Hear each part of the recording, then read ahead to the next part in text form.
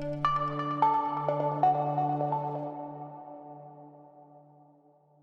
want to read to you some excerpts from a book that I'm writing.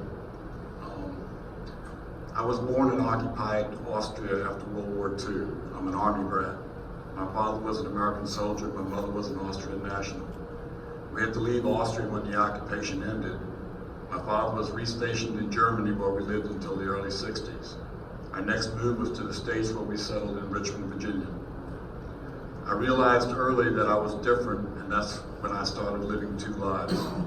I had some friends that were different too.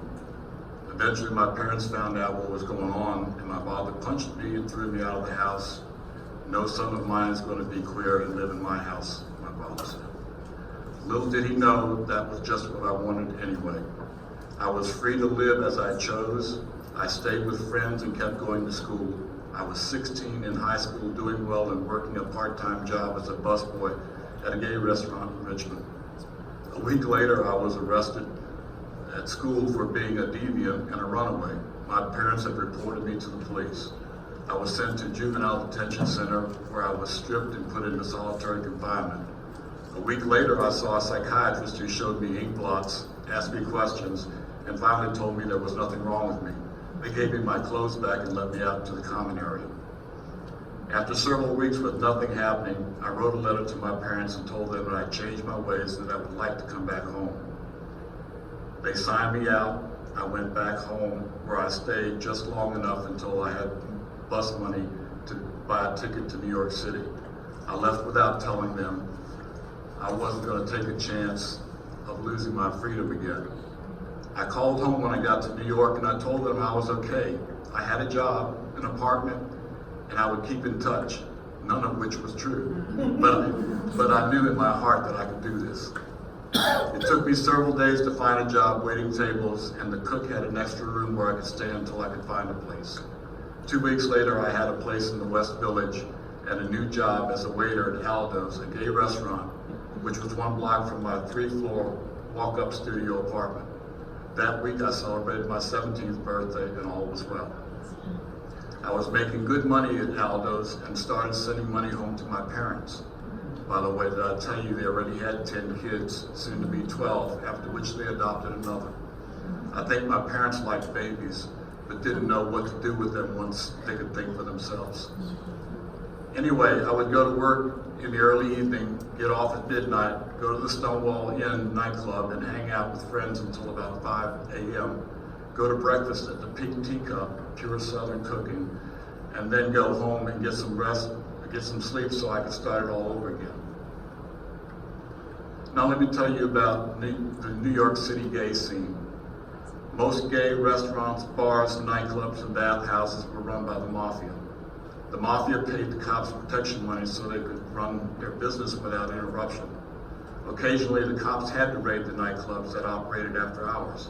The cops would tell the club that the raid would happen at a certain time, and the clubs would make sure that there was no money or illegal booze out where it could be seen. The cops would check a few IDs, maybe write a ticket for a fine, and then leave. After that, I was back to business as usual. This might happen a couple times a year as long as you paid the money to the cops. So this was 1969. It was an election year. Elections have consequences. The incumbent candidate had to show that he was taking care of the homosexual issue and fighting mafia crime. The game plan was to hit the mafia hard, and along with them, take down the homosexuals, the drag queens, and the transsexuals. How could there be a problem with that when it came to those pansy men and the mafia? No one would care. Everyone would be impressed by the cops, by the job the cops were doing. It was June 27, 1969. After I got off of work, I stopped at the Triangle Park in front of the Stonewall to talk to a friend. The park was a hangout for hustlers and drag queens that didn't have money to get into the Stonewall. Everybody there was hustling something, and whenever I saw a friend there, I would bail them out. The price of entry got them a couple of drinks, and from there they were on their own. It was a slow night at the bar, but we knew it would get jumping later in the evening. Suddenly there was a commotion at the bar. Then there was screaming. The lights came on. The music stopped. Then I realized that there were plainclothes cops in the bar. They were grabbing bar stools and pushing patrons to the front of the building.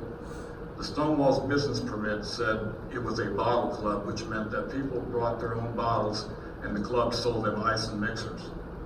This was a sting operation, and they were in the club all evening watching everything that went on. They knew that the club was selling alcohol to the patrons, which was illegal.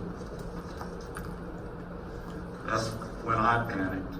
I was still 17, and if caught, I would be sent back to my parents. I could not deal with that happening.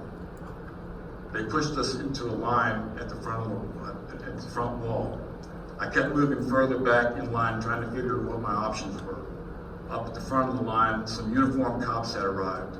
There were a couple of female cops who were taking drag queens into the restroom, checking to see whether or not they were female. If not, they were arrested for impersonating a female. In New York City, you had to have at least 3 pieces of gender-specific clothing on, or you could be arrested. As you may have guessed, most of the drag queens were being arrested. I made my way back to the end of the line, where I found one of the bartenders who worked at the front bar. He told me that we could get out of the building through the door that we were standing next to. The door, the wall, the window were all painted black, which made them all blend together and easy to miss. The door had 2x4s nailed across it, and he told me that they were not that well nailed. Apparently, when the cops staked out the place, they didn't see it. If they did, they didn't see it as a threat. As we began to pull the boards loose, the cops noticed and started to run towards us. Fear can move mountains, and before they got to us, the boards were off and the door was open. He went out first, and as I started out the door, I felt the hands on my shoulders. My thoughts at that moment were that I'm going to be arrested and sent back to my parents, and if they find out that I was arrested in an illegal gay bar, they would never let me leave home again. I realized then that I was outside. The hands on my shoulders were the hands from the people who had gathered outside, and they pulled me to freedom. As I looked back, there were more of them blocking the cops from coming out. I went towards the middle of the crowd where I saw Marsha, one of the older drag queens. She was always like a mother to the younger queens. We watched them loading the drag queens from the bar into the paddy wagon. One of the cops forcefully pushed one queen into the wagon and then hit her with his club. I heard Marsha yell, "Oh hell no." And she picked up what I think was a beer bottle and threw it at the cop. That's when the crowd went wild. Drag queens started throwing anything they could find. The cops had to retreat to the inside of the building. Drag queens were rocking parking meters until they broke off and then threw them through the front window.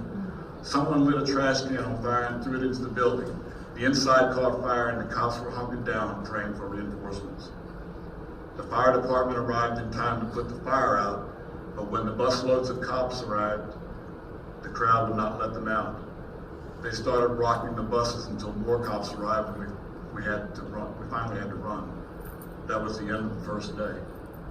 There were outbreaks and protests over the next several days. Most were spontaneous, all were effective, and even though we had no idea what would happen next, the LGBT movement had been born.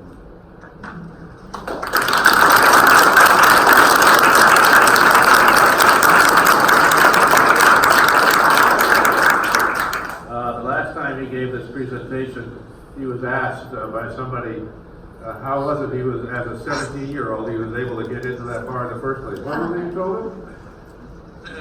I told him that I was cute, but